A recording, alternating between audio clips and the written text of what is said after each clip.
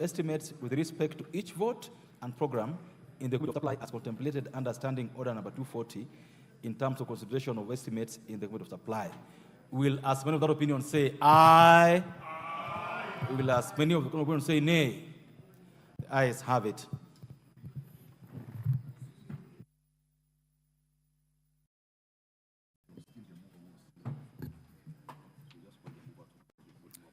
Next order.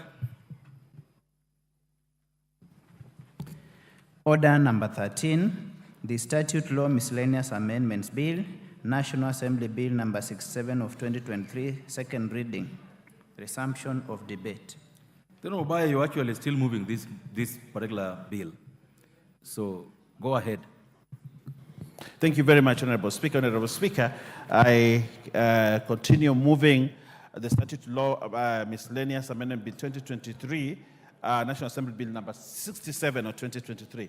Honorable Speaker, as you may be aware, in keeping with the practice of making various amendments that do not merit the publication of separate bills and consolidating them into one bill, that is why we have this Statute Law Miscellaneous Amendment Bill 2023. Honorable Speaker, in this bill, if I may just recap, Honorable Speaker, we talked about the Children's Act, which is part of the amendments. We are also amending the Copyright Act, which we already talked about. We also have in it the Scrap Metal Act of 2015, and we are also amending the National Employment Authority Act of 2016, and Honorable Speaker, the Fisheries Management Development Act of number 35 of 2016. Honorable Speaker, now I'd like to move on and continue. And Honorable Speaker, if you can allow me and ask the Honorable Dindi Nyoro, whom we listened in silence when he was moving, Order members. The leadership. The members who want to congratulate Honorable Dindi Nyoro can do so at some other time or in low tones. Yes, Dindi Nyoro, we gave you time to The move. Honorable Baya will be listened to in silence. Yeah, Dindi Nyoro, you know we gave you time to move. Honorable Baya, this is your chance now. It's not Give for you others to do a chance. Go So, ahead. Honorable Speaker, in this amendment bill, miscellaneous amendment bill, Honorable Speaker, we are also amending the Energy Act of 2019, number 1 of 2019. Honorable Speaker, the bill proposes to give effect to the recommendations of the Presidential Task Force on the review of power purchase agreements. You remember in this House, the Honorable Women Rep for Laikipia tabled a motion to request that there be changes in the power purchase agreements, the PPAs, Honorable Speaker. And this bill, therefore, has such in response to the request. One, addressing the overlap in functions between the Energy Petroleum Regulatory Authority and the Ministry of Energy. Secondly, to include Kenya Power and Lightning Company in the membership of the Rural Electrification and Renewable Energy Corporation established under the Act. 3, and very significant, winding up the Nuclear Power and Energy Agency, NUPEA, and transferring all its functions to the ministry. Honorable Speaker, this is a very significant move by government to ensure that NUPEA now does not exist anymore, that NUPEA now moves to be just a department within the Ministry of Energy. And that's a significant thing that is happening, given that NUPEA has actually caused a lot of issues and problems in my constituency. I'm happy that now it becomes only a small department in the ministry. 4, subject the making of regulations to the attainment by the grid of the quality and reliability of supply and services prescribed by the Energy and Petroleum Regulatory Authority to allow for the compensation of consumers for power outage. This is very important, Honorable Speaker. Significantly, that we'll have now regulations to allow for compensation of consumers for power outages when the country achieves #1 grid reliability status. So that when there's an outage, there's compensation. Right now, when outage happens, nothing happens. But it is subject to the fact that when we achieve #1 grid reliability status. Honorable Speaker, we move again to the Public-Private Partnership Act of 2021. That is number 14 of 2021. The miscellaneous amendment bill, Honorable Speaker, amends this. The purpose for the amendment of this act, Honorable Speaker, is to correct typographical errors and cross-referencing errors contained in the bill and to align provisions with each other to ensure consistency, thus lending clarity to legislative interpretation. Honorable Speaker, I think we have had issues with this bill because in this bill there are several errors. Then there's also a problem of cross-referencing, and therefore interpreting this law has been a problem. And therefore this House is being called upon to ensure that we correct those errors, the typographical, the cross-referencing, so that we are able to properly interpret this bill. Any errors within a bill may be interpreted differently by other people. So we have an opportunity, Honorable Speaker, as we support this bill to correct those errors. Honorable Speaker, again, in this bill, we have the Parliamentary Services Act, very significant, and I think members of this House will be interested to know what kind of amendments are being made in this Parliamentary Service Act of 2019.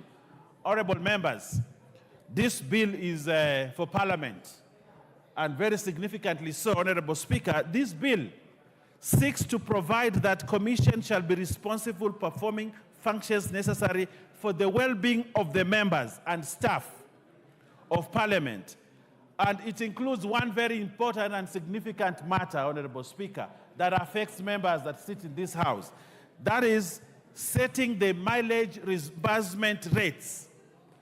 You know, initially, the mileage reimbursement rates have been set by the Ministry of Transport and CSRC and other bodies. But we are bringing back this function to the Parliamentary Service Commission, such that the Parliamentary Service Commission, Mr. Speaker, will now set the mileage reimbursement rates and other facilitations relating to the mandate of the state officers in Parliament. So I ask honorable members to ensure that when we come to third reading, they support this amendment for the welfare of the members of this House. And lastly, Honorable Speaker, we have amendments within the Judicial Service Act of 2021, number 1 of 2011.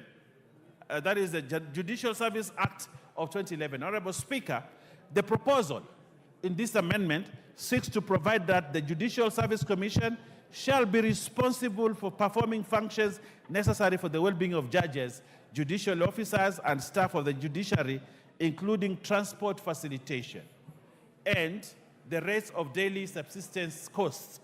Honorable Speaker, I think it has been noted and agreed upon that the JSC should now look at transport facilitation and rates of daily subsistence, something that the Salaries and Remuneration Commission had taken away. But I think we want to restore this, bring it back to the judiciary, taking note that actually the Parliamentary Service Commission, the amendment I have talked about in the Parliamentary Services Act and the amendment in the Judicial Service Act, taking into consideration that under Article 127 and Article 172 of the Constitution, these two bodies are independent constitutions, and therefore they should be allowed to function as independent institutions without necessarily having to have interference from SRC, who always want to interpret Article 230, Sub-Article 4 of the Constitution to say that the mandate to facilitate Parliament and to facilitate the Judicial Service Commission is in them. But this amendment will bring back the powers both to the Judicial Service Commission and Parliamentary Service Commission to actually set the limits and rates for the transportation allowances for the two independent bodies, that is Parliament and JSC. So, Honorable Speaker, these are important amendments. Again, Honorable Speaker, I think the Supreme Court also made a pronouncement and found that Article 203 must be read alongside other provisions that provide the same powers to the PSC and JSC. The proposal is thus timely, merited, and seeks to address the constant conflict with SRC. Honorable Speaker, every time we have conflict with SRC, because SRC wants to set limits for Parliament, it wants to set limits for the Judicial Service Commission, but these amendments that we're bringing here, Honorable Speaker, under this statute amendment law, Honorable Speaker, will give these two houses, these two bodies, an opportunity to run away from the conflict with the SRC all the time.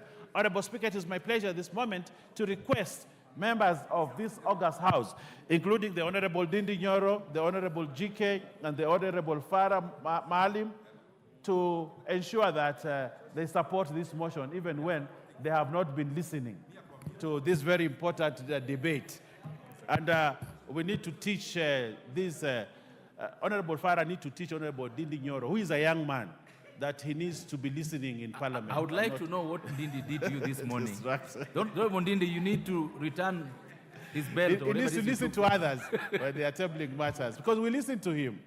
Farah Maalim, teach Dindi Nyoro to be listening, and he should stop distracting him. So, Honorable Speaker, I want to request the Honorable Leader of Majority, the eminent person that we have in this House, the lion who roars and everything happens, to support, to second this bill and provide direction on how we move as a House. Thank you, Honorable Speaker, and Honorable Leader, welcome to second.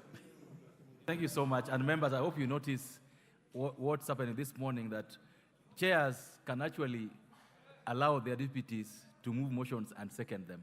Then Majilda, go ahead and second this particular bill.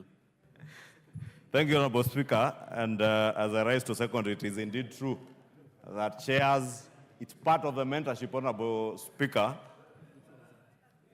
And that is why, Honorable Speaker, even this morning, my very able deputy has moved this bill on my behalf, and I am very much available to second him. And this should be the spirit even for our chairs of committees, not just their vice chairs, even the rank and file of the committee membership. It is good to allow them to move bills and motions, so that is the only way even our new members will learn what happens in the House, Honorable Speaker. So that in the next parliament or later, within the session of this parliament, one doesn't become a chair and can't even move a bill. And you have seen it, Honorable Speaker, chairs of committees standing up and they do not have no idea on how to move a bill, how to move a motion. These are your chairs. These are your chairs. So do the needful. It probably also speaks volumes, Honorable Speaker, to the kind of induction that we do. And maybe the chair of the Liaison Committee, our very able Deputy Speaker, should consider another round of induction of the chairs. But Honorable Speaker, in seconding this motion, Honorable Speaker, as the Honorable Owen has very ably articulated all the acts of Parliament that are being touched by this miscellaneous amendment bill, including the Children's Act, the Copyright Act, the Scrap Metal Act, the National Employment Authority Act, the Fisheries Management and Development Act of 2016, the Energy Act, the PPP Act, or rather the Public-Private Partnerships Act of 2021, the Parliamentary Service Act of 2019, and the Judicial Service Act of 2011. And Honorable Speaker, as members are aware, all our statute law miscellaneous amendments bills, and without the exception of this one, are usually to realign our laws or existing statutes with minor amendments that may not necessarily need a substantive bill to be published to amend. And Honorable Speaker, this bill is no exception. As I said, if you look at the amendments on the Children's Act, Honorable Speaker, this is basically aligning the act to a court ruling. Honorable Speaker, you know the Children's Act of 2022 had a provision that denied sole male applicants from adopting a child unless that child was your relative, Honorable Speaker, and the courts have ruled that that was unconstitutional, and therefore that particular amendment is simply aligning with what the courts have ruled. Honorable Speaker, on the Copyright Act, as the Honorable Owen Bayer ably articulated, is touching on the provisions for equitable remuneration of our performers and producers of sound recordings, and also expanding the responsibilities of collective management organizations towards authors and performers. This, Honorable Speaker, is to ensure that our content creators, our performers and producers of sound recordings are properly remunerated, and the management organizations that run these things are not collecting money and administering that money in a way that disadvantages the producers of the sound recordings and performers. Honorable Speaker, on the Scrap Metal Act, as again was ably articulated by my deputy, this proposes to amend the Scrap Metal Act to provide for a special license for dealing in copper, aluminium, and their alloys. And Honorable Speaker, members including the Honorable Farah and the Honorable Member for Kieni, the Honorable Shieni, who represents the people of Kieni, and the Honorable Farah, who is our Deputy Speaker. And he's always, when he's on the seat, he's shouting order. Affirming order in the House. But surprisingly, when he's not on the seat,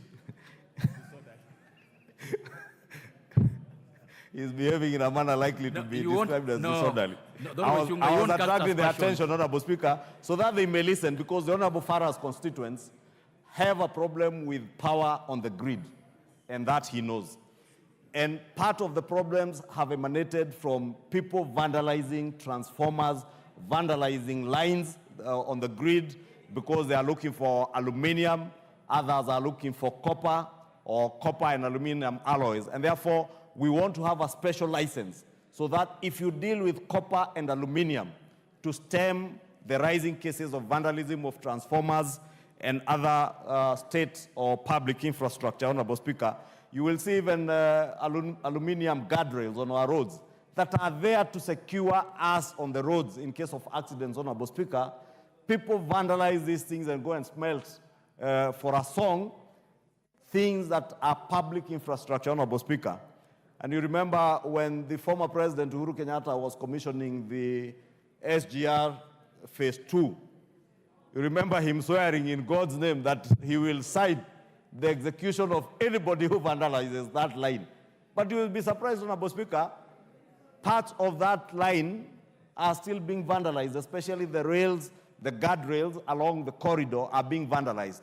Therefore, there must also be penalties. And now the amendments that we are doing here are enhancing penalties, so that if you are caught having vandalized any public infrastructure, Honorable Speaker, in the name of acquiring scrap metal, whether it is aluminium, whether it is copper, then you will pay very hefty fines and penalties that will deter vandalism and, of course, ensure that those who are trading in scrap metal are trading in scrap metal that is legally acquired, not vandalized from public infrastructure, like in our power sector, our road sector, and other public utilities, Honorable Speaker.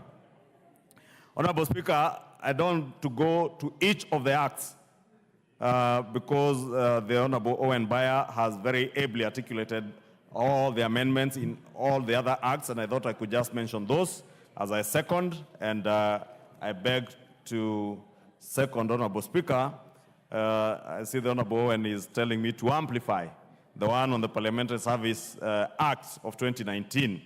And Honorable Speaker, as he mentioned by passing, the proposal seeks to provide that the Commission, and that is the Parliamentary Service Commission, shall be responsible for performing functions necessary for the well-being of members and staff of Parliament, including settling of your mileage reimbursement rates and other facilitation relating to the management of state officers of Parliament. Honorable Speaker, I don't want to elaborate, but members know what this means. And if you know what this means, I have never in my life as a member of Parliament benefited from a shilling or even a coin in the name of what is called mileage. And even the member for Dagoretti North, the Honorable Beatrice Elach, from the time she was a nominated member of Parliament in Nairobi, and now that she represents a constituency in Nairobi.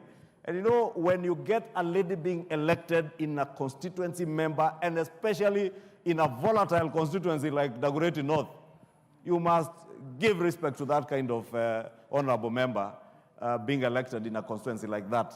And she will tell you she has never benefited from even a shilling in her time as a member of Parliament, despite the fact that she may have to do more trips to her constituency and back from Parliament.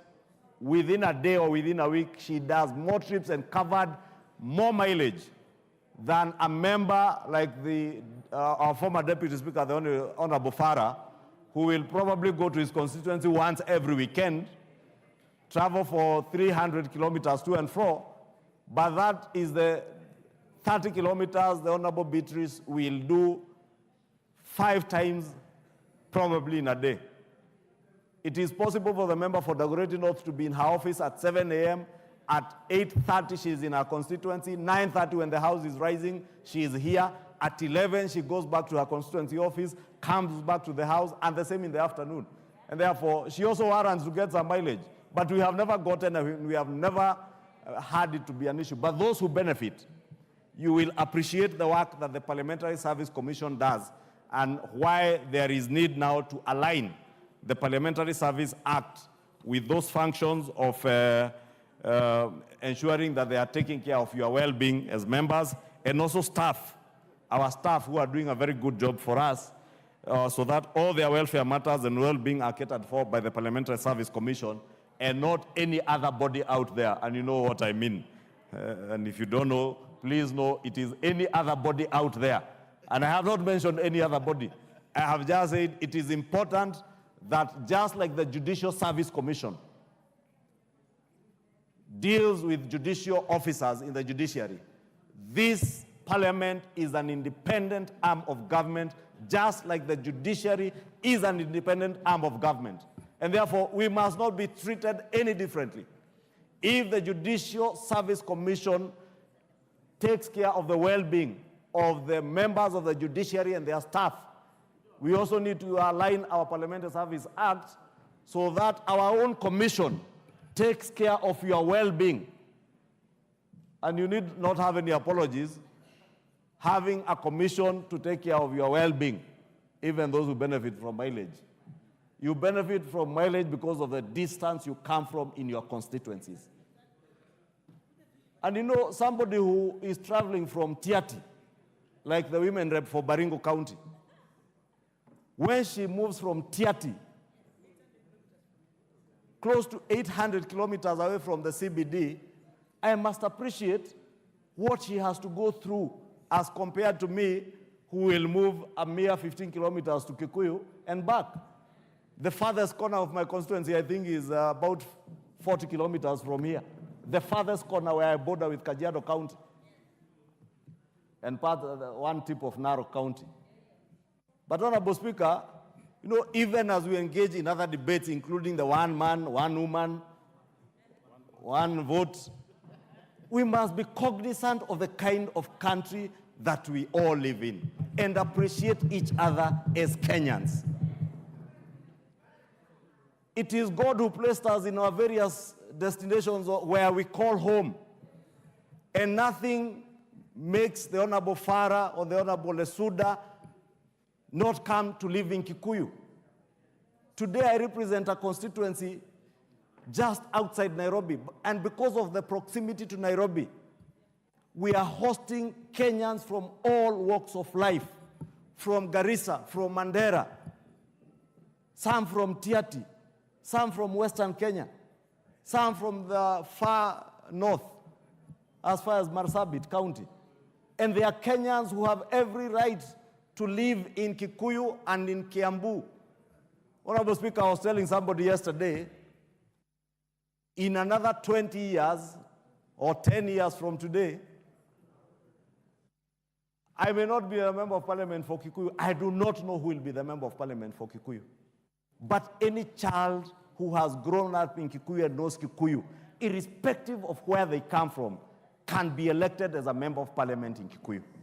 I will not be surprised, Honorable Speaker, if at one time the governor position in Kiambu goes to somebody who does not originally hail from Kiambu.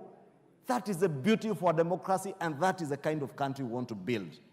Today we have elected a president who many believed that there are communities that would never vote for a president from the Rift Valley. But we elected a president on the basis of what he espoused, what he stood for, not on the basis of where he came from.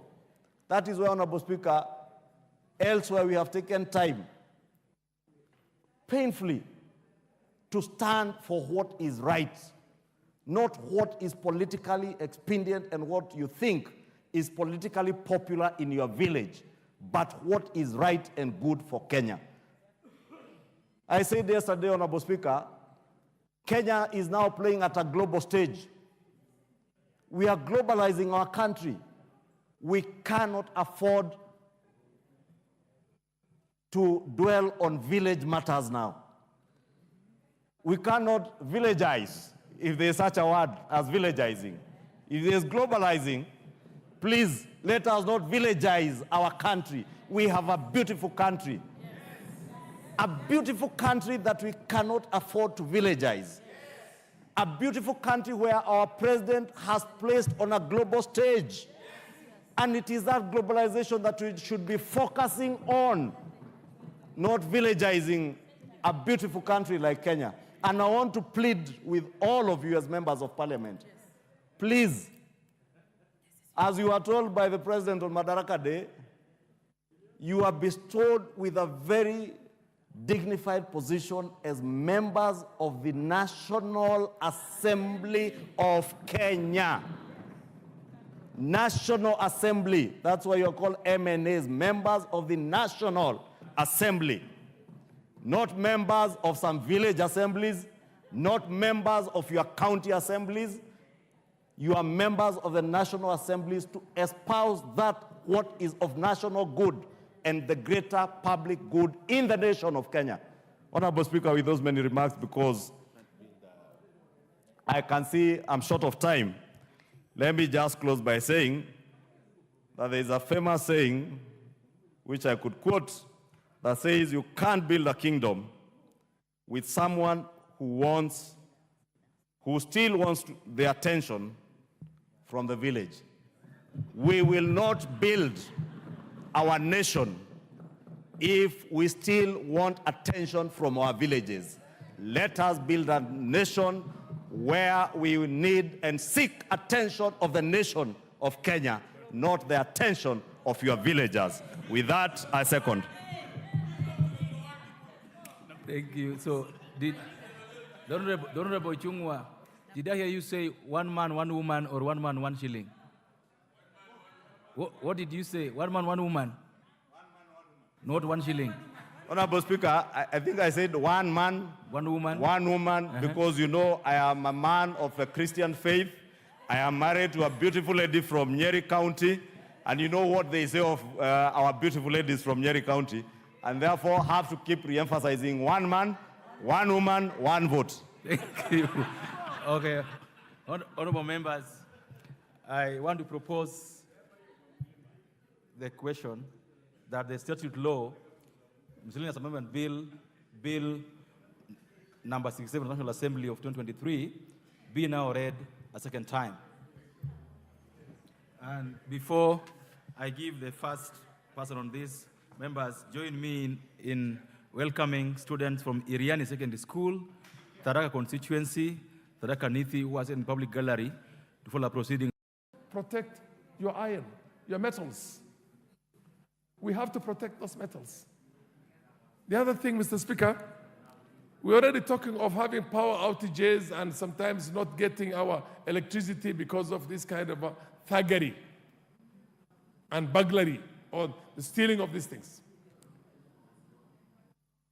The famous princess, when we had the French Revolution, said, if they don't have, if there's no bread, why not eat cake?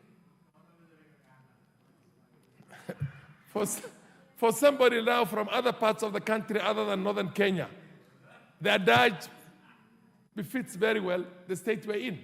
We don't have the national grid in the whole region. The only places we have the national grid is up to Isiolo, a little bit past Isiolo, and on the other hand, we have it only up to Garissa. And beyond Garissa, we don't have the national grid. We don't have electricity. We don't have connections. All these things that we talk about, the last mile connections and all those things, are basically news and music to our children, and our students, and our mothers and fathers, and young mothers and fathers. So it's important also, while we are talking about these things, to understand the need to take this development to the four corners of this country. And the only way to take it to the four corners of this country is to disabuse, Mr. Speaker, is to disabuse this very village concept of trying to reduce this country into villagization of politics. Politicization of every small thing. Mr. Speaker, when I was in the 10th Parliament, we passed what was called the Equalization Fund. The principle and the idea behind the Equalization Fund was that those all the northern frontier districts and the contiguous districts who were a buffer zone for the center, who were left out of development right from the colonial days up to the time when we got independence. And after we got independence, then we had the Essential Paper number 10 to continue that institutional marginalization of those areas. And we've had, at the time we were passing our own Constitution 2010, we had all those years from the time we became a colony and protectorate of Kenya up to the time we got independence, and up to the time we had 30 years later, over 100 years of systematic government, institutional marginalization of those areas. In the shortest possible time, to begin with, we ended up with a very small amount, 0.5% of the annual revenue. 0.5% for all those 14 counties, 16 counties that had, or 14 counties that were essentially under that. Garissa, Wajir, Mandera, Lamu, all the way up to Isiolo, Marsabit, Turkana. I mean, those were the original things. But then these were expanded now to call it the ASAL areas. Areas that did not suffer the way we suffered ourselves over that period of time. So it was watered down. It was going to have very little effect. And then we went further and said that we are going to look for marginalized pockets in the rest of the country. Kenny, you get my point? Even in the major urban centers, we were looking for that. The idea is very simple. It's a way of trying to make sure that this country does not remain a united Kenya republic with one nation and one people called Kenyans. Nobody is going to accept to become a second-class citizen in his own country or a third-class citizen. These are recipes of a period of time for revolutions. For revolutions. So when I see today people talking about 1 mile, 1 vote, 1 man, 1 woman, 1 vote, absolute nonsense. You can't get any more dimwit than to advocate for such petty, base, literally, and frankly, things that you would never want to be associated with as a nationalist. And then somebody like that would want to become a president in this country. You think you're going to become a president and people are going to allow you to come and run the country and you take them like they're your slaves or part of your colony? No, they will revolt against you and there will be a revolution in the country. There were going to be civil wars. It's a recipe for a conflict. And when that happens, there is no guarantee who is going to remain in the country, by the way. In Rwanda, similar things happened. When the ethnicity of every Rwandan had to be put onto their ID cards where they were called Tutsi, Hutu. And the Tutsis were only 15%. They endured marginalization. They endured victimization from the time we got independence from the Belgians until 1994, including pogroms, including trying to wipe them out from the face of the earth and calling them cockroaches. What eventually happened? They fought their way through. They kicked out the oppressors from the country, and that 15% has had the reins of this kind of Rwanda from 1994 until today. If you read the history of Uganda, a country like Uganda, and you see the kind of things that used to be done to the Banyankole, the Bahima, the Bachiga, those people of the West, the Batoro, because the conflict used to be between the northerners and the center, the Baganda, and what you call the northerners who were basically Nilotics. Whether it was the Kabaka side or it was Milton Obote, Brigadier General Okero, Tito, and all those ones. But eventually, when they could not endure, somebody from the north comes in, he gives them hell. Somebody from the other side comes in, he gives them hell. Basically, they were the punching bag for everybody. Now, in a sense, the minorities in this country cannot accept to become a punching bag for anybody, regardless of whether you consider yourself a majority or not. Mr. Speaker, can I beg you to just give me a few more minutes, like 5 minutes? You'll have 2. I have 3. No, thank you. I said you'll have 2. Mr. Speaker, and it's precisely in line with that. Let's read history. If you think you can enjoy life, you can have tarmac roads everywhere, you can have water everywhere, and the others are going to live like they are in, the Red Indians of the olden days. You know what I mean? And the Maasais are still going to be all their lives in shukas, and basically, they're there as a tourist attraction, nothing more. And you don't think that they're any more equal to you, then it doesn't work, Mr. Speaker. It creates that kind of a revolution. And the country will go to hell. So we are lucky we have not had a violent conflict or a civil war in this country. The day it happens, we've had it all around us. We've had it in Uganda, it's there in Sudan, it was there in South Sudan, it was there in Somalia, it's now happening in Ethiopia in a manner you cannot imagine. It's happened everywhere except Tanzania. The only neighbor that has not gone through that is Tanzania. Why? Tanzanians, you look at the history of that country, the first leader of Tanzania was a Zanaki. The people are no more than 100,000 population. The second leader, Mkapa, Nyerere was that, comes from a small minority in the south. The third leader, remind me the name, was also coming from he comes from Bagamoyo, he's a Kikwete, Jakaya Kikwete. He's a Mkwere. The Kwere is about 30,000. Suluhu, as we have right now, you can imagine. Magufuli from small, you can only have a nation. The only guarantee for the future stability and existence of a country called Kenya is that kind of politics. Is that kind of politics. Not the politics in which you say, I'm going to use the impurity of my own, what they call numbers, tyranny of numbers, to suppress everybody else. 1 minute, Speaker, any chance? You're going to need 30 or 1 hour? 1 minute. Okay. Okay, thank you. You can't have that. You can't have that. Because these are men. A man, I am a man. Man is a mankind. I'm not talking, I'm a man, I'm a woman. That's what the African Americans were fighting for when they were going for emancipation way back in the South. They just said, I am a man.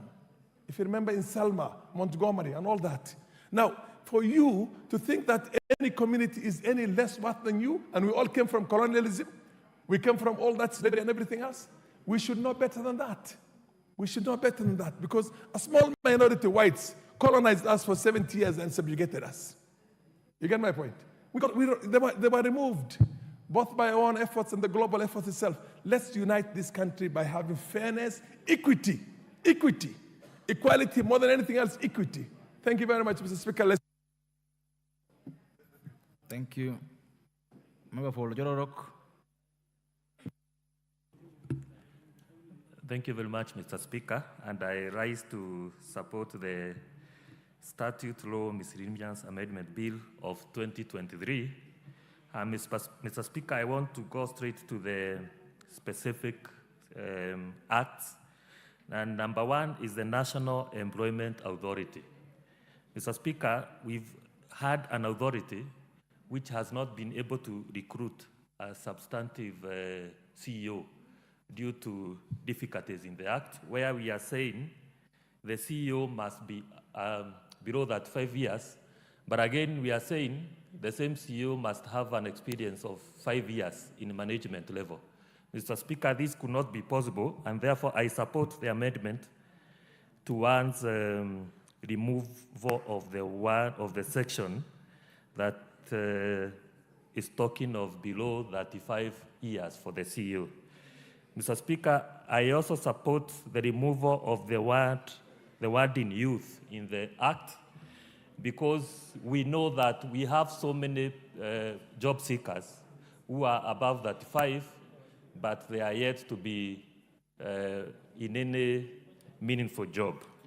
Mr. Speaker, on the Children Act, I support the removal of the word before the Children Act, Mr. Speaker. Let me go to the Energy Act, and where I support the issue of including Kenya Power into the membership of Rural Electrification and Renewable Energy Act. And this will ensure that we have seamless working relationship between REREC and KPLC. And this will enhance electrification in our constituencies. Mr. Speaker, we've had a situation where REREC does its work, but the metering work, which is done by KPLC, takes so long because there is no seamless working relationship between REREC and Kenya Power. Mr. Speaker, on the Children Act, I support the issue of granting male applicants the right to adopt a child. Mr. Speaker, the Act as it was, the Children Act, I would consider it discriminating because there's no way you can discriminate a male applicant from adoption of the child. And we know the principle, the guiding principle in terms of adoption of the child is the best interest of the child. We have some instances where the best interest of the child is on the male applicant. Mr. Speaker, finally, on the issue of the independence of the Parliamentary Service Commission and Judicial Service Commission is important. Mr. Speaker, this House has supported independent offices before. In the last financial year, this House passed a resolution that the Auditor General will have a single line, one-line budget. And this was meant to empower the Office of the Independent General, the Office of Auditor General, in undertaking his or her work. Same case should apply to the Judicial Service Commission and the Parliamentary Service Commission, which are independent offices. There's no way, Mr. Speaker, you would have a commission and then again you purport to regulate the sittings of Parliament, assuming that this Parliament is undertaking an investigation of something, and then you purport to control their number of sittings. Mr. Speaker, that amounts to interference of the independence of the independent institution, and therefore I support. Thank you, Mr. Speaker. Thank you. Member for Dagoretti North. Thank you, Mr. Speaker. Mr. Speaker, I also rise to support the miscellaneous amendment bill, a bill of 2023, Mr. Speaker. And as I start, Mr. Speaker, let me just start with the objects of the bill and just say that while we appreciate that sometimes we carry miscellaneous bills, it is also important for us, and I know it's important for all of us members, to try and just look at the main act so that you find yourself when you are speaking on a bill, it's very clear. I'll start with the Children's Act, Act 2022, which the bill proposes to amend and now to remove the provisions which prohibit the court from granting a sole male applicant adoption of a child. And Mr. Speaker, in this country, a few years ago, not just a few years, a family has gone through the worst for the last 20 years. They went through a case that was very sad, through the High Court to even our Supreme Court at that time. This was a child who was born by a mother who was a Kenyan and a child who was born by a father who was of a British citizen. And when they had issues, Mr. Speaker, they had to live with the child when he was 7 years. This girl has followed her child. It is just recently the UK government, through the courts, decided now when the child is going to 20 years is when he has now been granted, the mother has been granted to see his child. And so these are some of the things that we are saying. The Children's Act is going to support not just that one Kenyan woman, but I know we have very many other Kenyan women who are going through the same challenges, even abroad, Mr. Speaker. You're told you can't even bring your child to Kenya because you have to, and you remember there was a time in this parliament, Mr. Speaker, we were to pass a treaty so that we help in. And I know we rejected it, but it is something we need to look at. So as we even look at the proposed amendments, we have to ask ourselves, I know there are challenges when we adopt children. They go through a lot of anxiety. They also find themselves in capability with their families they have gone in, and many other things. So it's something we have to look at both sides and see that when we are agreeing on it, that we are able to ensure that child also goes to a foster home that is a home for them. Mr. Speaker, on the issue of scrap metal, where we amend, and I want to agree with the Honorable Farah. Today, when you look at all our streets, Mr. Speaker, trust me, they've already taken everything that was done on the ring roads. All the metals have been taken because people know where to sell them. The whole of Ngong Road, they have cut. The whole of Olongurueni Road, every metal is gone. And we are saying, these companies that we are now again seeking, among other things, to provide issuance of license to persons dealing in copper, they are the ones who are now bringing the challenges we have, because they are the ones you find in a whole estate, a whole place is full of scrap metal. But you're wondering, how do you deal with this? While we are talking about climate change, where we are talking about pollution, where we are talking about how do you deal with such environment, we are still encouraging the same. This one of licenses, Mr. Speaker, we need to think through. This thing of scrap metal must just go, because we are encouraging just our highways to always be very dangerous, people coming at night cutting. When you are driving on the next day, you find yourself, you'll just way off, because they've taken the whole thing. So it is something we need to look at, even as we agree that they will be given licenses. Mr. Speaker, when I look at now the National Employment Authority Act, and so we are saying to provide that the act shall apply to an employer or who employs more than 10 employees, and also extends its application to every county government, that it also cleans up the word youth and now bring in job seekers. It is good, yes, but then as we bring in job seekers, we have to ensure. Sometimes you find every target group, PWDs and all that, will wonder, now, where are we clustered? They are all job seekers, yes, and so I'm hoping as we bring in the definition, it also doesn't completely erode also their gains, so that they wonder, how do we compete in that space?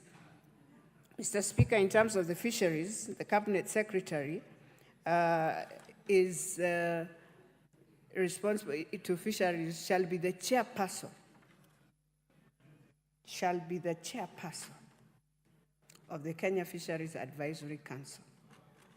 You see, one of the things we find here, we agree cabinet secretaries to be chairs, but most of the time they don't chair.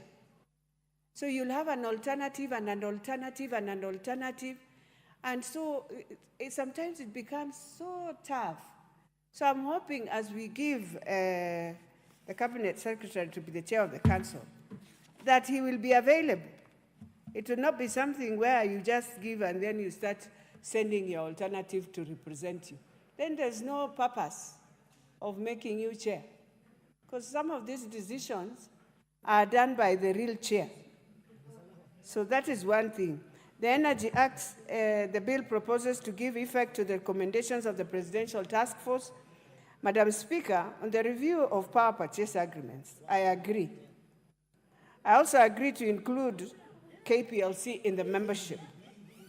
But I want us to focus as this House, and I remember the woman rep of Laikipia, Jane, did a very, very fantastic job at one point to see how we can deal with KPLC and all that. But as we continue looking at many documents, you realize most of the powers of KPLC seems to be going, Madam Speaker, into Ketraco slowly by slowly. And we are just quiet in this house. And you know KPLC is where everything, I mean, getting Ketraco guys is so difficult than getting KPLC guys. So if we have decided to erode their gains and their mandate slowly, taking it to Ketraco, we have to ask ourselves, how are we going to deal with that? And I have seen of late we've had a very, very negative campaign on them, and we must stop it because it is us who have killed KPLC ourselves. So we can't come and now blame them, yet we know the things we did wrongly. And that is why our leadership, all of us, is hurting us in the things that we do. When KPLC was KPLC, it is us. Most of us here did the business with them, Madam Speaker. And we just brought the institution to its knees. And now we want to blame the officers. It is not fair to Kenyans also who work for us.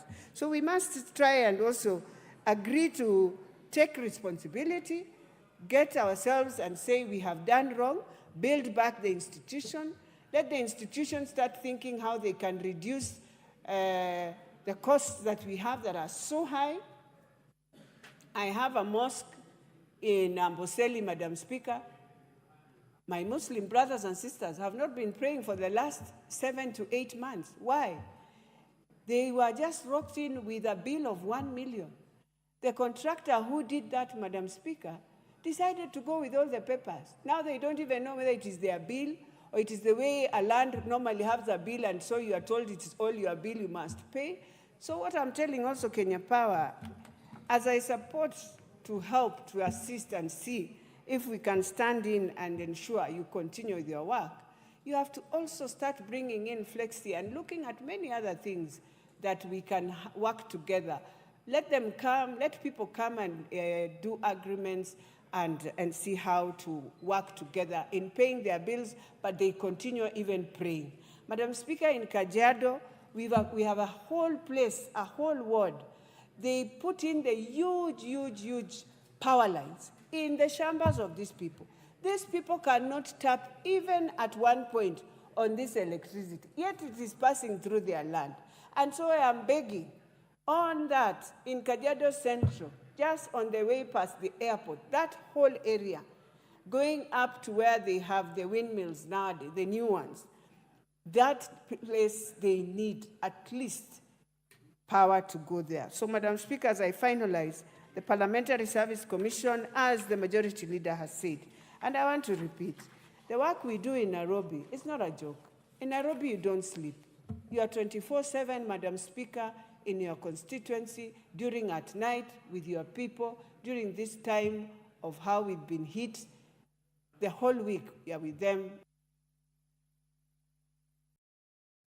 Thank you, Member for Dagoretti North. The Honorable Member for Emurua Dikir, the Honorable Johanna Ngeno. Thank you, Madam Speaker, for also giving me this opportunity to to also make my remarks on this particular bill. Madam Speaker, I wish to state categorically that I'm in full support, and especially on the matters that are touching on several issues. One of the issues, Madam Speaker, which I wish to support mostly is on the issue of child adoption. Madam Speaker, for a long time, there has been several candidates or individuals who would wish to adopt children based on reasons, several reasons. But in this case, Madam Speaker, the law has been very restrictive on this issue. And when you look at the amendment that is coming up, it is allowing even a sole male applicant to adopt without restrictions. Madam Speaker, and so many other amendments which has come a long way in equalizing actually the need to apply to adopt a child. Madam Speaker, when you look at the provisions of that Article 186 of Section 186, it is granting the court the powers to determine on what kind of, the court may make an adoption order, on what kind of order to grant the applicant, a sole applicant or two spouses jointly, but the most specific one, Madam Speaker, was where it's affecting the male or sole male applicant. Madam Speaker, I think also in future we might make also some amendments into the issues of child upkeep, so that it also is seen from the same lenses that we are seeing the child adoption, so that in most of the matters when there are cases of child upkeep or a case where who should stay with the child in the event of maybe separation, etc., Madam Speaker, these are the issues that we need to do serious scrutiny, so that we do not seem to be discriminating one member or one person or the other. Madam Speaker, there is also the issue of scrap metal, which is also an amendment that is geared towards protecting the properties, especially the properties that are very expensive and which are easier to be vandalized by people. And I think I'm also in full support of this, because majorly, especially when you look at the part which is dealing with the installation of transformers, majorly, Madam Speaker, people tend to vandalize or steal properties that are government-owned. And especially on this one, because there are no securities around all the transformers across the country. You find there are transformers installed in areas where maybe the security is not even provided, and it is a niche target for vandalism. So, Madam Speaker, I think I support this particular law, so that it also protects the government properties wherever they are. But there's something, Madam Speaker, on the scrap metal, which I think the government also should put into serious consideration. Remember, Madam Speaker, we've had the rail lines which have become moribund or are not in use anymore. When you go to the Ministry of Transport, especially the Kenya Railways, you find the rail lines lying there, and have been lying there for many years. And they are not in use. They are not going to be used anymore. They are, because the type of railway that we have started constructing will not, the metals which are there cannot be used anymore.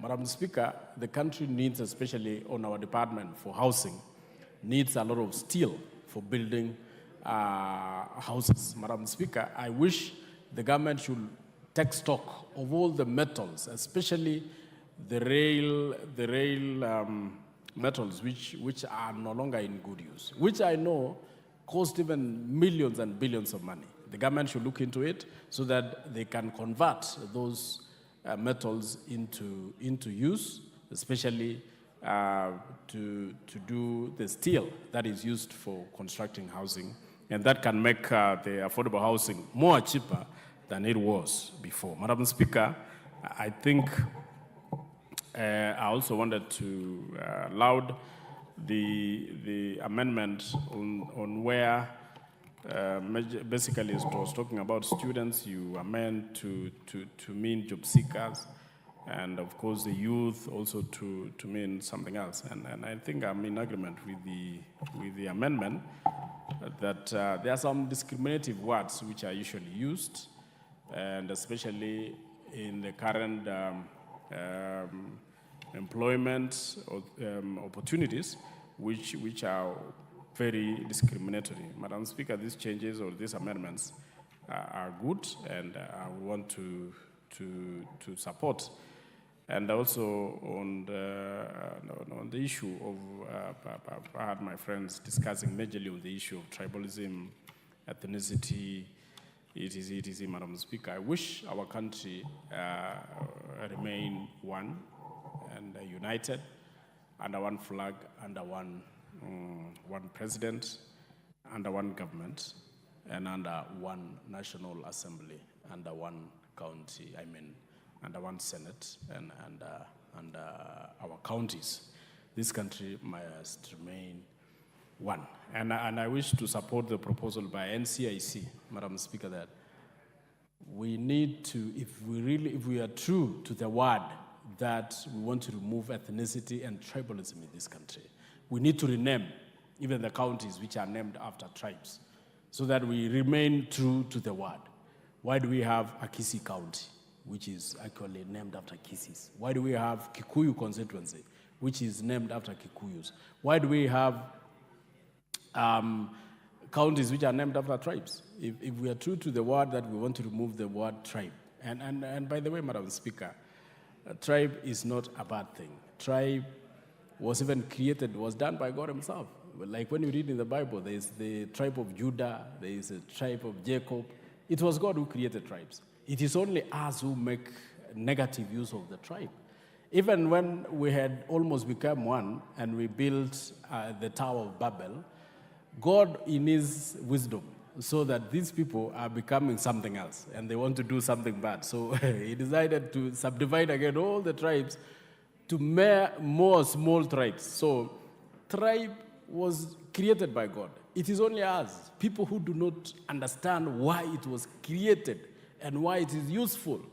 It is only us who are using it negatively for our own experience. But I want to tell this nation that let us not use our tribes negatively. Let us not use the ethnicity negatively because it can create trouble and problems. But what I would also want us to discuss, because majorly when I see people discussing about tribe and tribalism and regional and all that, what is ailing this country has nothing much to do with tribalism and ethnicity and regionalism. What is ailing this country, if we must tell ourselves the truth, is corruption, wastage. That is what is ailing this country. And that is what every politician who take to the podium should be discussing. Even when we are making budgets, Madam Speaker, we must also ensure that whatever money we allocate, every department, every ministry is used prudently, without waste. Because even the money that we are using today to do our budgets, where we are getting that money, the way we are getting that money from the citizens, it's painful. So it is upon this House to majorly discuss on how we can prudently use the money that we collect from our people so that the pain our people go through will be compensated by the work that is going to be done by the ministries and the departments where that money is put. I thank you, Madam Speaker. Thank you, Member for Emukur Dikri. Honorable members, I'll go to the Honorable Naisula Lesuda, Member for Samburu West.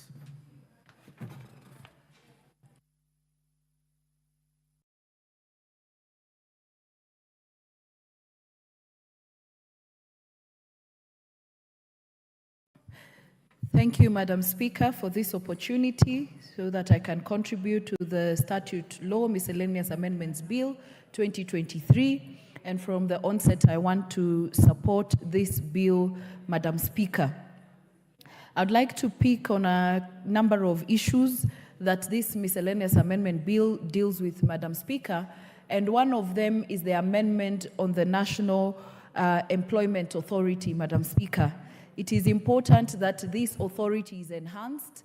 It is important that it's given the necessary teeth it needs to ensure that it is functional, it works for our young people, who many of them graduate, many of them finish work, finish school, and after that they are left out very helpless and hopeless after they graduate and they do not have work, Madam Speaker. We are seeing in this bill that it is empowering the trainees, the interns. This authority will be able to ensure that it looks for placement for the interns, Madam Speaker.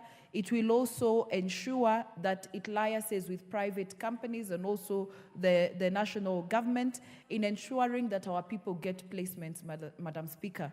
Just the other day, I was following a conversation on where all our children who are going to TVETs, where do they go after graduating from the TVETs? As a country, we have been talking about and have been encouraging the young people that if you're not able to go to universities or colleges, then there is the option of TVETs, Madam Speaker. Almost each and every constituency in this country has a TVET or a TTI as they were known before, Madam Speaker. But then I always wonder, where do all these children go after?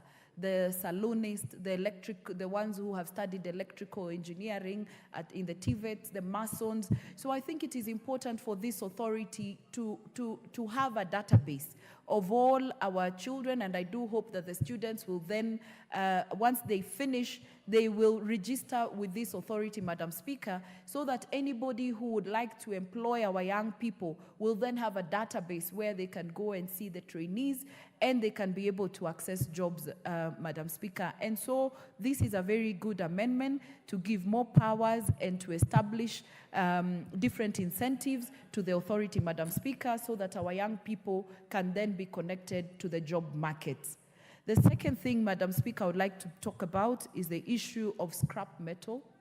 And what I want to say is that even as we talk about vandalization and the young people who probably are vandalizing, you know, the railway, the steel, the poles, the electricity poles and all that because of joblessness, and we go for them, we should also as a country be serious and go for the business people who then buy this scrap metal from the young men who are used to vandalize the infrastructure in this country. We cannot always be going for the small people or the people who are being used by barons and cartels up there, Madam Speaker.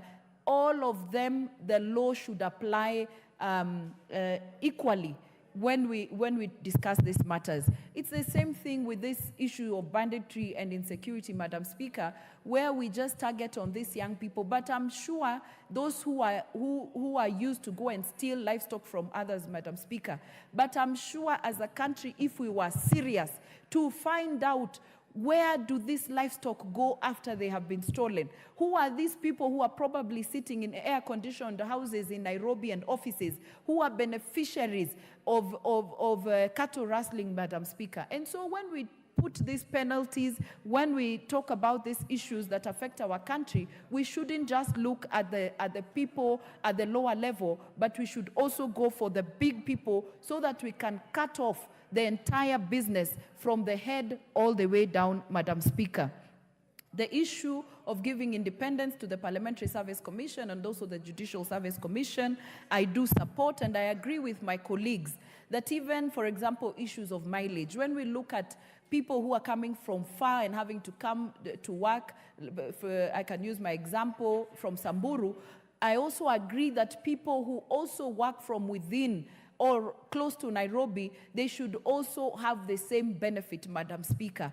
And it shouldn't be always an issue of the other person has, so I should also, we should take away from that person so that I also get. It should be a matter of looking at everything objectively so that those who have continue to have to help them to work, and those who don't have, Madam Speaker, can also benefit. And that is the conversation I've been hearing my colleagues and others talking about.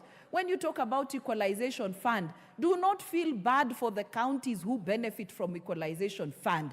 Put your case on the table and also raise the issues why you should be supported or why you need to benefit in one way or another, but not saying those who benefit because they are few, because they are, I don't know, 10,000.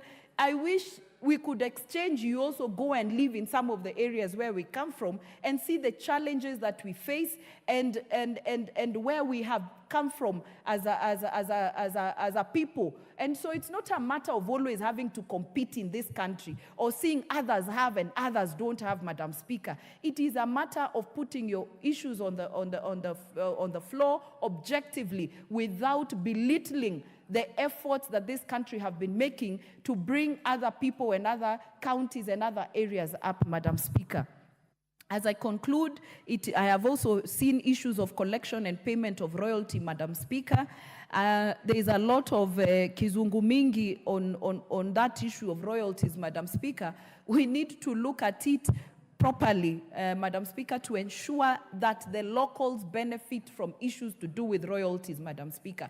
With the same thing, we cannot have other people sitting around, they get the mining licenses, they go and exploit the communities, give them tokens, and they're the ones who will suffer even from the negative effects of extractions in those areas, Madam Speaker. And so the communities have to be safeguarded as we look at these issues of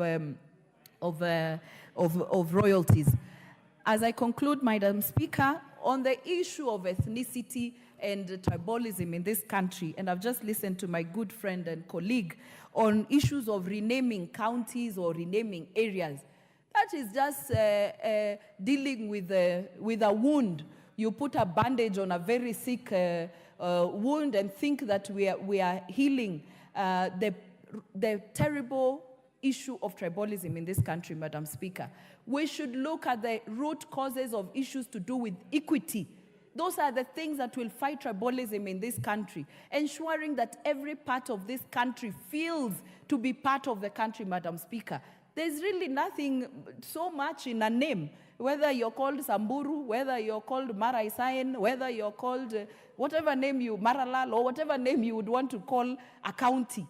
It should be an issue of making sure that we have equity in terms of distribution of resources, in terms of distributing the positions that are there in government and even in the county government. There are other very serious issues that we need to look at, and even the institution NCIC should be looking at, and not just in naming. I even looked at the list of the names and the counties and places, then you realize it is even selective. It is not cutting across the entire country. And so for me, that is just putting a bandage on a wound. Let us dissect that wound, treat it properly, and end ethnicity in this country. Thank you very much, Madam Speaker. Thank you very much, Honorable Lesuda. In fact, one of the reasons that I gave you an opportunity after the Honorable Member for Emukuru is I expected you to make a comment about Samburu County. Well, the next opportunity, honorable members, goes to the Honorable Kawanjiko, member for Kiambaa. Thank you, Madam Speaker, for giving me this opportunity to contribute to this amendment, the Miscellaneous Amendment Bill 2023. And I rise to support this amendment, Madam Speaker, especially when we are amending the independence of the commissions. That is the Parliamentary Service Commission and the Judicial Service Commission, Madam Speaker.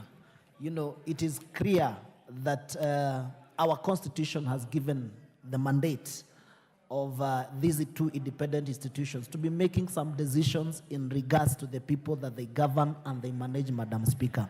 And I therefore support it. The Judicial Service Commission, it is an area that we should not even interfere with, because at the end of the day, the judiciary is the one that knows how it handles its issues, its matters, especially on issues to do with the employment, or especially on the issues to do with the benefits of its members, and maybe probably work around within the judiciary so that at least they can be able to make sure that they offer comfortability, because they are the only people who understand whatever happens within the judiciary, Madam Speaker. But the moment we allow someone from an outside to come to judicial and determine and decide on how probably the Judicial Service Commission is supposed to run the affairs of the judiciary, then, Madam Speaker, I feel from where I stand that probably will be jeopardizing the independence of the judiciary, Madam Speaker. Even on the Parliamentary Service Commission, they are doing an amazing work. Some of the issues that are affecting members and their staff, it can only be understood by them, Madam Speaker. And therefore, it is prudent for us to make sure we amend this act and to make sure that we give them that autonomy to make some decisions as far as the Parliamentary Service Commission and the Judicial Service Commission, Madam Speaker. It is also very discriminatory when you hear that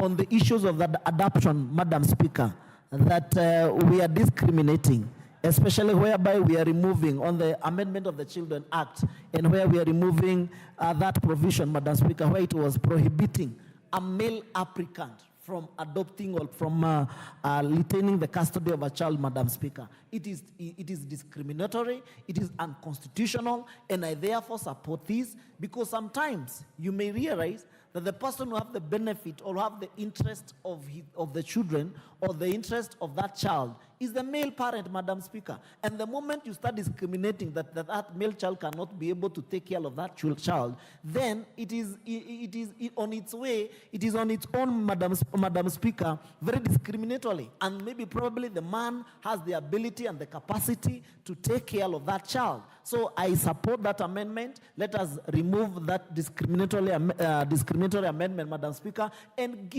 allow the court sometimes to make that decision in regards to who hold the interest of that child, Madam Speaker.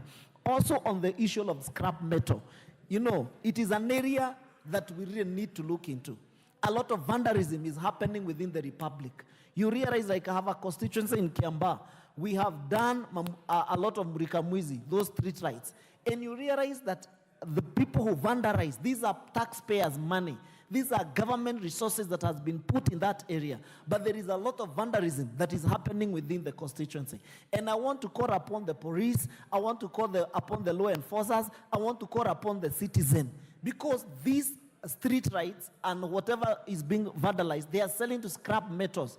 And these are the resources spent by the national government to make sure that probably we right those areas, to make sure that we have put walls that will benefit the locals and the majority who are supposed to benefit from the investments that has been done by the government, Madam Speaker. But you realize this vandalism is on another level. They are vandalizing even the transformers, an area whereby the government has really invested a lot of money to make sure there is electricity, to make sure that we can be able to empower the hustlers by making sure that, you know, we promote 24 hours business economy, especially on areas whereby we are hosting many people who work within Nairobi, Madam Speaker.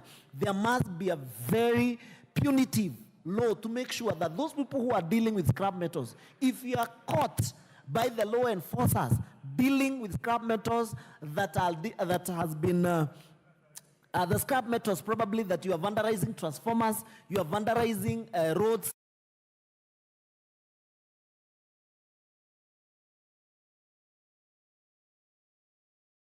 encouraging this kind of business that is transacting within our community, Madam Speaker, has been dealt with. We have issues of transformers being stolen within Kiambu County.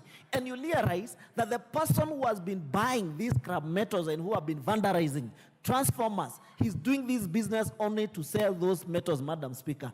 There must be punitive law to make sure that we protect the public interest whenever it comes to such kind of businesses. We cannot allow to be investing a lot of money on those issues, and then one person is taking away all that investment, whereby we are promoting businesses, whereby we are making sure that manufacturers have electricity, that homes are connected to electricity. But in an area, when they vandalize a transformer, it is taking us 2 or 3 months before we replace that transformer. And therefore, our people suffer as a result of that vandalism. Therefore, Madam Speaker, I'm supporting this. Let us deal with making sure that we amend the law and make sure that probably the people who are going to be licensed, there must be clear guidelines on what kind of scrap metals are they going to be selling. And if it is possible, we do away with all the scrap metals within the Republic, Madam Speaker, because the amount of money we're investing is a lot. And then we allow few individuals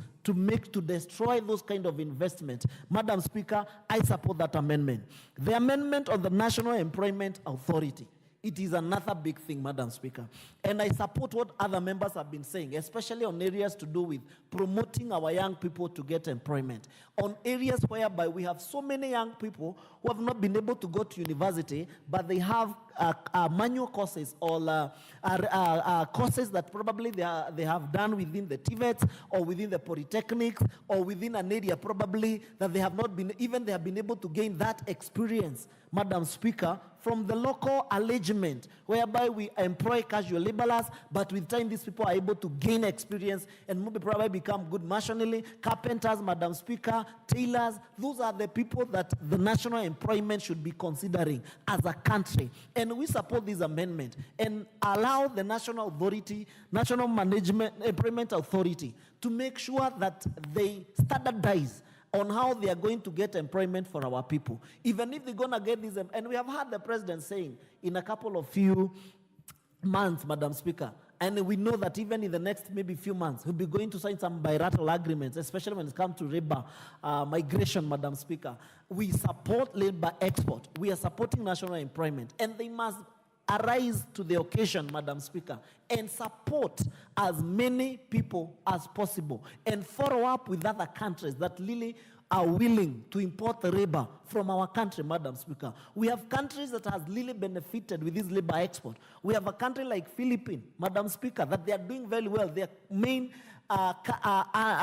foreign exchange earner, Madam Speaker, comes from the labor export. And therefore, even as a country, because we have very hardworking young people, we have so many young people who don't have jobs, but they are so hardworking within the Republic, we must look for a way to promote them, to support them, and to make it possible, Madam Speaker, that we can be able to export labor as a country. We call upon the CS for labor, especially on these issues, the bilateral agreement that have happened. We have seen them advertising on the issues to do with the nursing. They're exporting labor to UK, they're exporting labor to Saudi Arabia, and now we have seen that there is proper agreement, because we don't want to experience a situation whereby our people go to those countries and they are mistreated, Madam Speaker. So therefore, amending this law to make sure that there is that follow-up, to make sure that the people who import labor to our country and the people who export labor within the Republic of Kenya are well licensed, are well known, and even as they take this initiative to transfer and to export labor to other countries, Madam Speaker, they take responsibility of the people we export to other countries. So it is an area that can really help us and benefit us as a country. We really need to put a lot of input, and therefore I support this amendment, miscellaneous amendment bill, Madam Speaker, to make sure at the end of the day we empower National Employment Authority so that we can export as much labor as possible, because within our area, Madam Speaker, and within the Republic, we have a shortage of jobs within the Republic, and we must think outside the box and make sure we create employment for our people. I support, Madam Speaker. Thank you. Honorable members, next opportunity is for the Honorable Gideon Ochanda, member for Bondo. Well, before I go to the Honorable member for Bondo, Honorable Thuku Kwenya, you have a point of order? Kwenya Thuku?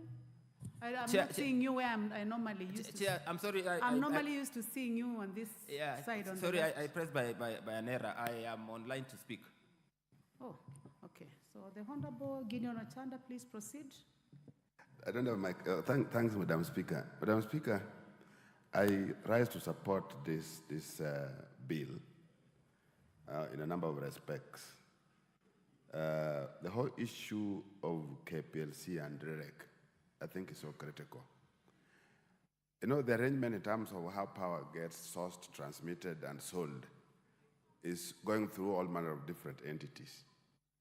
One of those does not include REREC. Yet REREC constructs. REREC does lines. But then once they have done the lines, they hand over to KPLC. What we have at the moment, particularly with the disasters that we have had during the long rain seasons, is like the issue of maintenance on things that were not done right is transferred over to KPLC. Yet, the people who did the construction are REREC.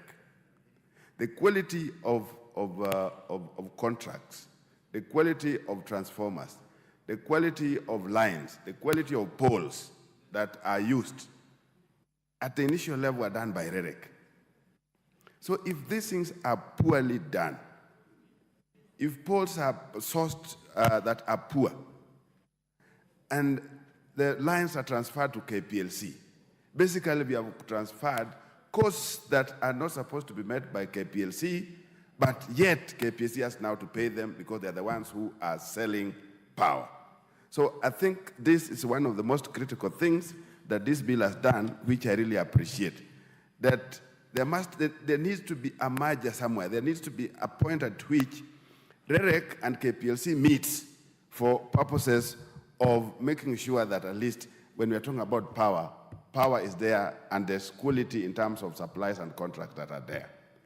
At the moment, if you look at my constituency, for example, I have 48 transformers. Out of those 48 transformers, 23 are not working. 23 are dead. So when 23 are dead, and a lot of them poles are down, a lot of these were done by REREC, but were transmitted to KPLC. Now it's up to KPLC to make sure that they work. I think this has been fairly unfair, and the bill has done a good thing in trying to put a connection between KPLC and REREC. The next thing, Madam Speaker, that is useful here is the regulation of the scrap metal industry. Licensing and all these things that are placed in the bill are good. But in my view, there is somewhere where the bill is not addressing the real issue. One, it is trying, for example, the section that is given here for purpose of penalties, for example, that they're only making reference to public utilities. They're making reference to public signboards on the roads, guardrails and all those. That if you deal or if you steal them or whatever, then that's an offense. But let me tell you, and let me tell this House, that these scrap metal dealers has a very serious connection with the people who are now stealing metals beyond what we call public utilities. There are people who are losing their fences, individuals. There are people who are losing their gates, because if you have some gates in your ranches and all that, realize the following day your gate is gone. So by the end of the day, it is not just public utilities that are vandalized. The guys are vandalizing even private property. So what we need to do is, and what the bill has failed to do in my view, is regulating scrap metal dealers, and it's trying to license them, and it's indicating that they must be stationary somewhere, that they must have somewhere the point where they deal. Let me tell you, if you are stationary in a point, how do you get metal or scrap from 2 or 3 kilometers away? It means that there's somebody who will have to look for it, there's somebody who will have to deliver it to you where you are dealing, and it's only you who is licensed. So what happens to these chaps between where the scrap metals are sourced from and the dealer? So the bill needs to indicate, or needs to have, where these guys who hand over scrap to dealers, they need to indicate source, so that your source, one will know whether you have brought somebody's gate down, your source should know whether you're bringing somebody's fences down, or you have brought billboards and stuff like that down. So there must be somewhere that the bill has not indicated, and we need to bring it. Before you get to the dealer, somebody supplies the dealer. Who is this person? And how are we regulating him or her, such that this thing is made right? I think that's one thing that the bill is not properly looking at. The other thing that the bill has is in terms of fisheries. Madam Speaker, I think we need to remind the nation that fisheries, I think sometimes is overrated. It is one area, a sector that has many entities: Fisheries Council, Advisory Council, Fisheries Marketing Authority, all these kind of things. Yet, in real sense, fisheries is devolved. Fisheries is devolved. But if you look at how the structure of the department, it goes up to the beach. It goes up to the beach, up to the BMUs. So we have a fisheries directorate here in Nairobi, but it goes down to the regions, goes down to the counties, goes down to the sub-counties, and finally to the BMUs. So why are we doing this? At the same time, counties also have their own arrangement from the county to sub-county and to the BMUs. So by the end of the day, there's some kind of conflict. At the same time, when it comes to fisheries, one thing that we have not done well, if you look at other sectors, agriculture, look at livestock, there is a value chain that is recognized. In fisheries, this value chain is not there. We've been struggling quite a bit to do things at the landing beaches and stuff like that. But as at the moment, there is no fish. Fish stocks are down. So what we needed to have is an arrangement where we make sure that we restock the lake with fish. And there are many ways of how this can be done, either locally or properly by a different arrangement. So such that when we're talking about a marketing authority that has products, we can't have a marketing authority that does not have anything to sell. So Madam Speaker, I think Generally, the bill is fine, apart from those areas that needs to be corrected or needs to be enhanced moving forward. Thank you. Thank you very much. The Honorable Beatrice Kemei, member for Kericho County.